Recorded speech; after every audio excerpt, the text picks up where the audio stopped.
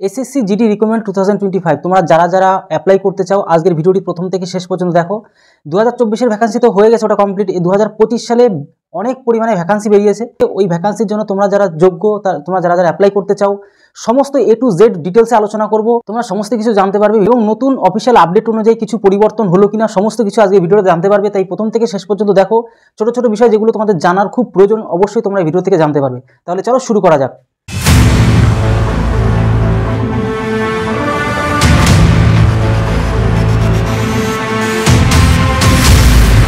তো সবার প্রথমে তোমরা খেয়াল করো, এসএসসি জিডি কনস্টেবল রিক্রুটমেন্ট 2025 24 না, কিন্তু 24-এর তো আমাদের হয়ে গেছে। 2025 সালের সমস্ত ডিটেলসে আলোচনা করব এবং ভ্যাকান্সিটাও দেখো অনেক পরিমাণে আছে, 64,000 প্লাস, এবং পরবর্তীকালে কিন্তু আরও ভ্যাকান্সি বাড়তেও পারে। এবার তোমাদেরকে বলি, নো এক্সাম নো ফিস একদমই নয়, এটাতে তোমাদের এক্সামও আছে, তোমাদের সামান্য কিছু পরিমাণে ফিসও দিতে হবে। এবার তোমরা দেখো ভালো করে যে all India exam male female সারা ভারতবর্ষ থেকে তোমরা যে কোনো জায়গা থেকে তোমরা কিন্তু এখানে অ্যাপ্লাই করতে পারবে। পুরুষ মহিলা তোমরা যাই হও না কেন, তোমরা পুরুষ মহিলা উভয়ই কিন্তু তোমরা কিন্তু এখানে অ্যাপ্লাই করতে পারছো, ঠিক আছে। এবং দেখো এডুকেশন কোয়ালিফিকেশন, শিক্ষাগত যোগ্যতা তোমার কী থাকা প্রয়োজন, অনলি শুধুমাত্র মাধ্যমিক পাস যদি করে থাকো, শুধুমাত্র মাধ্যমিক পাস করো তবেই কিন্তু তুমি এখানে অ্যাপ্লাই করতে পারছো, আর কিছু করতে হবে না। এবং তার পাশাপাশি তুমি যদি 12 ক্লাস পাস করো, তারপরে গ্র্যাজুয়েশন যদি কমপ্লিট করো, তাতেও কোনো সমস্যা নেই, তাহলে আরও ভালোই হবে। তাহলে বুঝতে পারলে শুধুমাত্র মাধ্যমিক পাস করতে পারলে তোমার কিন্তু এখানে হয়ে যাচ্ছে, তুমি শিক্ষাগত যোগ্যতা দিয়ে কোনো রকম সমস্যা থাকছে না। এসএসসি যে রিক্রুটমেন্টটা মানে স্টাফ সিলেকশন কমিশন, ঠিক আছে। এসএসসি যে কিসের আন্ডারে তোমার এক্সামটা হবে, স্টাফ সিলেকশন কমিশনের আন্ডারে কিন্তু তোমাকে এক্সামটা হবে। এসএসসি জিডি যেটা কিনা জেনারেল যেটা ডিউটি। এবং পোস্টের নাম তোমরা দেখো, পোস্ট কী নামে, কোন পোস্ট আমাদের এখানে রয়েছে, পোস্টের নাম কি, কনস্টেবল জেনারেল ডিউটি, যেটা তোমাদের বললাম জিডি জেনারেল ডিউটি হবে তোমাদের এখানে।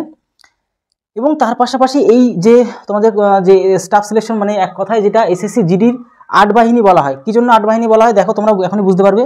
এই যে বর্ডার সিকিউরিটি ফোর্স মানে বিএসএফ একটা, CISF, CRPF, ITBP, SSB, SSF, Assam rifle, NCB, আর এখানে মানে এক কথায় দেখতে পাচ্ছ 1 2 3 4 5 6 7 8, তার জন্যই এই বাহিনীদেরকে কি বলা হয়, 8 বাহিনী কিন্তু বলা হয়, মানে 8টা বাহিনী, তাই 8 বাহিনী বলা হয়, ঠিক আছে।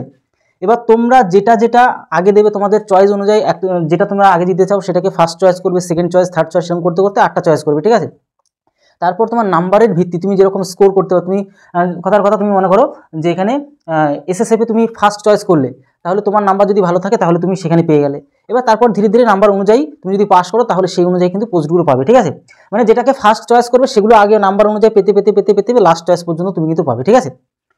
এবার হচ্ছে তোমরা অ্যাপ্লাই করতে পারবে কী করে, এখানে তোমরা অবশ্যই অনলাইনে অ্যাপ্লাই করতে পারো, কোনো অফলাইনের কোনো এখানে কেসই নেই, তাহলে শুধুমাত্র অনলাইনের মাধ্যমে তোমাদের অ্যাপ্লাই করতে হবে। অ্যাপ্লাইয়ের লিঙ্ক বা ওয়েবসাইট সমস্ত কিছু তোমাদেরকে দেবো।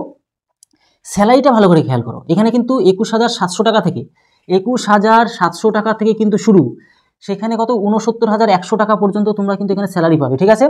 মানে পোস্ট অনুযায়ী তোমার যত র্যাঙ্ক বাড়তে থাকবে সেই অনুযায়ী তোমার কিন্তু স্যালারিটাও এখানে বাড়তে থাকছে। সিলেকশন প্রসেস তোমার সিলেক্টেড হবে কি করে, প্রথমত তোমাদের সিবিটি পরীক্ষা হবে, মানে প্রথম পরীক্ষা হবে, ঠিক আছে, মানে কম্পিউটার বেসড টেস্ট এক্সাম হবে, তারপরে পিইটি মানে ফিজিক্যাল এফিসিয়েন্সি টেস্ট, তারপরে পিএসটি মানে ফিজিক্যাল স্ট্যান্ডার্ড টেস্ট, তারপর তোমাদের যেটা হবে মেরিট লিস্ট হবে। মেরিট মানে তুমি এখানে যদি পাস করে যাও, সমস্ত কিছুতে যদি পাস করতে লাস্ট পর্যন্ত কোয়ালিফাই করে যাও, লাস্টে তোমাদের মেডিকেল হয়ে তোমাদের কিন্তু জয়েন্ট হবে, ঠিক আছে।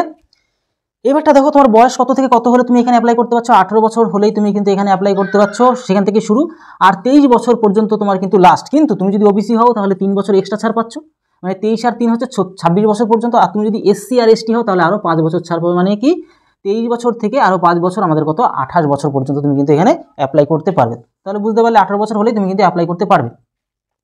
এবার আমরা চলে আসি যে ফিসটা তোমাদের কত লাগছে। ফিস তুমি যদি জেনারেল আর ওবিসি হয়ে থাকো তবেই তোমার 100 টাকা দিতে হচ্ছে, জেনারেল ওবিসি হলে শুধুমাত্র 100 টাকা, আর যদি এসসি এসটি হও আর তাহলে কিন্তু তোমাদের কোনো রকম টাকা লাগছে না, ঠিক আছে।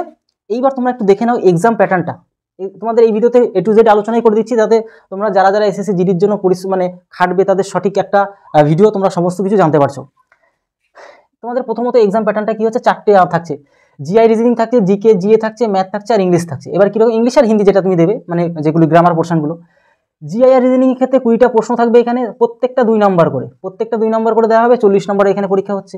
সেম টু সেম পাবে জিকে আর জিএ, জিকে থাকছে মানে জেনারেল নলেজ থাকছে, জেনারেল অ্যাওয়ারনেস থাকছে, এখানে কারেন্ট অ্যাফেয়ার্সও কিন্তু থাকবে এর মধ্যে। এখানে 20টা প্রশ্ন থাকছে, আমাদের কত 2 নাম্বার করে, প্রত্যেকটা 2 নাম্বার করে, মানে 2 দিয়ে গুণ করলে 40 নাম্বার এখানে কিন্তু এক্সাম হচ্ছে।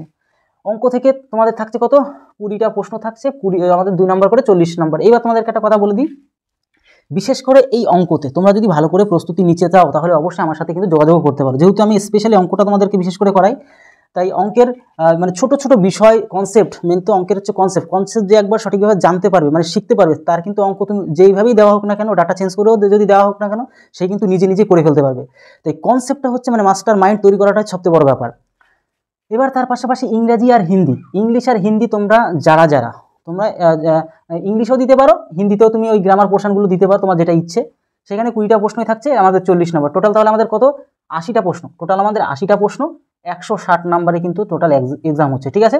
80টা প্রশ্ন যেহেতু 2 নাম্বার করে 8 2 16, মানে 160 নাম্বারে টোটাল পরীক্ষা হচ্ছে। তাহলে বললামই এক একটা প্রশ্নে 2 নাম্বার করে থাকছে, প্রত্যেকটা প্রশ্নে 2 নাম্বার করে। নেগেটিভ কীরকম, একটা প্রশ্ন যদি ভুল করো তাহলে হাফ নাম্বার কাটা যাবে, ঠিক আছে। আর টাইম থাকবে কত 1 ঘন্টা, মানে 60 মিনিট তোমাদের কিন্তু সময় দেওয়া থাকবে, মানে 1 ঘন্টা, বুঝতে পারছো। আর তোমাদের এই অনেকের মধ্যে কোয়ারিজ থাকে তোমাদের যে কি ভাষায় পরীক্ষা হবে, এই যে টোটাল যে রিজনিং, জিকে, জিএ, ম্যাথ, এগুলি কোন ল্যাঙ্গুয়েজে থাকবে, তুমি যেটা চুজ, মানে আঞ্চলিক ভাষার উপর পরীক্ষা হবে, তুমি যেটা চুজ করবে সেই ভাষাতেই পরীক্ষা দিতে পারো। মানে কি, যদি বাংলাতে পরীক্ষা দিতে চাও বাংলাতেই পারবে, মানে এক কথা তুমি যেহেতু বাঙালি, মানে আমরা পশ্চিমবঙ্গে যেহেতু বাংলাই বেশি মানে আর কি চয়েস করে এক্সাম দিই, তো সেই ক্ষেত্রে তুমি নিশ্চিন্তে তুমি কিন্তু বাংলাতে পরীক্ষা দিতে পারবে, ঠিক আছে। এবারটা হচ্ছে এসএসসি জিডি, যেটা বললাম পিএসটি, মানে ফিজিক্যাল স্ট্যান্ডার্ড টেস্ট, মানে এখানে তো হাইটের ব্যাপার থাকে, তাই না। তো এখানে আমাদের মেল পুরুষদের ক্ষেত্রে 170 সেন্টিমিটার হতে হবে, আর যদি তুমি এসসি এসটি হও পুরুষদের ক্ষেত্রে 162, মানে 162.5, মানে 162.5 মতন হলেই কিন্তু এখানে তোমাদের এখানে হয়ে যাচ্ছে। কিন্তু ফিমেলদের ক্ষেত্রে কি 157 সেন্টিমিটার, এমনি জেনারেল যদি হও, আর এসটি যদি হও মহিলারা, তবে কিন্তু 150 সেন্টিমিটার কিন্তু তোমার এখানে লাগছে। এবার ফিজিক্যাল পিইটি, মানে ফিজিক্যাল এফিসিয়েন্সি টেস্ট, ওটা গেল ফিজিক্যাল স্ট্যান্ডার্ড টেস্ট। এটা এফিসিয়েন্সি টেস্ট মধ্যে থেকে 5 কিলোমিটার তোমাকে দৌড়াতে হবে 24 মিনিটের মধ্যে, ছেলেদের 5 কিলোমিটার 24 মিনিটের মধ্যে। আর একটা কথা, তোমাদের এখানে 1.6, মানে 1600 মিটার, 1600 মিটার তোমাদের কিন্তু 8.5 মিনিটে দৌড়াতে হবে মহিলাদের, ঠিক আছে। 1.6 কিলোমিটার মানে তো 1600, মানে 1600 মিটার, ঠিক আছে, দৌড়াতে হবে কত 8.5 মিনিটের মধ্যে মহিলাদের। কিন্তু চোখের ক্ষেত্রে চোখের একটা পরীক্ষা করা মেডিকেলে, সেটা হচ্ছে 6/6 ভিশন কিন্তু তোমাদের হতে হবে, ঠিক আছে। প্রায় এরকম হলে হয়ে যাবে, অসুবিধা নেই। এবার তোমাদের অ্যাপ্লাই, এই যে 2025 সালে যে অ্যাপ্লাইটা শুরু হবে কবে, মানে ওর জন্য 2025 সালে যে রিকমেন্ডটা হবে, টোটালি রিকমেন্ডটা, সেটার জন্য অ্যাপ্লাই শুরু হয়ে যাবে এই বছরেরই 27/8/2024 অ্যাপ্লাই শুরু হয়ে যাবে, আর 5/10/2024 পর্যন্ত কিন্তু অ্যাপ্লাইটা চলবে। মানে শুরু হবে 27/8/2024, 5/10/2024 পর্যন্ত অ্যাপ্লাইটা চলবে, ঠিক আছে। এবার তোমাদের বললাম তো যেটা কিনা এক্সাম হবে, তোমাদের যে এই টোটাল এক্সাম হওয়ার সম্ভাবনা রয়েছে ফেব্রুয়ারি মাসে, 2025 সালে ফেব্রুয়ারি মাসে। আর অ্যাপ্লাই লিঙ্ক আর হচ্ছে ওয়েবসাইট অবশ্যই তোমাদের ডেসক্রিপশন বক্সে দিয়ে রাখছি, তোমরা প্রত্যেকে দেখো। তাহলে মোটামুটি সমস্ত বিষয় আলোচনা করে দিলাম, মানে A to Z বিষয় আলোচনা করলাম। এসএসসি জিডি হতে গেলে তোমাদের যে রোড ম্যাপটা, সমস্ত জিনিসগুলো তোমাদের জানা প্রয়োজন, সমস্ত জিনিসটাই তোমাদেরকে আলোচনা করে দিলাম। তাহলে ভিডিওটি তোমাদের কেমন লাগলো অবশ্যই জানাতে ভুলবে না, আর অবশ্যই বন্ধুদের কাছে ভিডিওটা শেয়ার করে দাও। তাহলে ভিডিওটি আজকে এই রইল, তত সময় ভালো থেকো, সুস্থ থেকো, জয় হিন্দ, জয় ভারত।